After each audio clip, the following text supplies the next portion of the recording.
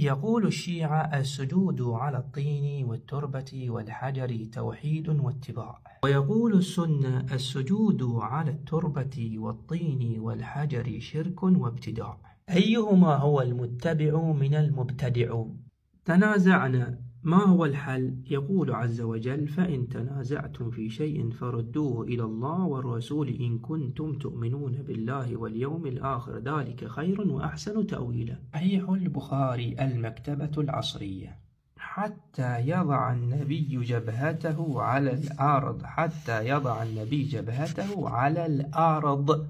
قد يقول البعض يضعها على الفرشة والسجاد والمكيت، ممكن، محتمل. نذهب إلى دليل آخر: باب السجود على الأنف والسجود على الطين، والسجود على الطين.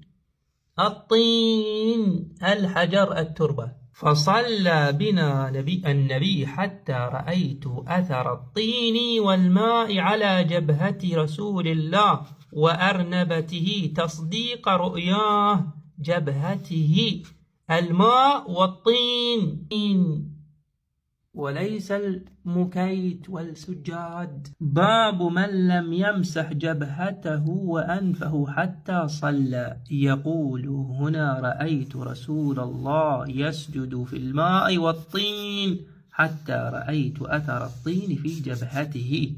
الطين وليس السجاد. كتاب الاعتكاف حديث 2027. فبصرت عيناي رسول الله على جبهته أثر الماء والطين من صبح 21. الاعتكاف وخروج النبي صبيحة 20، وهنا 21 2036. فسجد رسول الله في الطين والماء حتى رأيت الطين في أرنبته وجبهته. باب من خرج من اعتكافه عند الصبح وكان المسجد عريشا فلقد رأيت على أنفي وأرنبته أثر الماء والطين.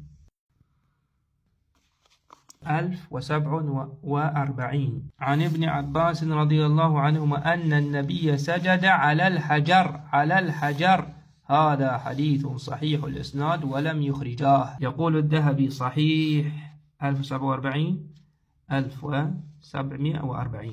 تدرك واضح جدا. سجد على الحجر، سجد على الحجر وليس السجاد. حال الاضطرار. يقول أنس: كنا نصلي مع النبي في شدة الحر، فإذا لم يستطع أحدنا أن يمكن وجهه من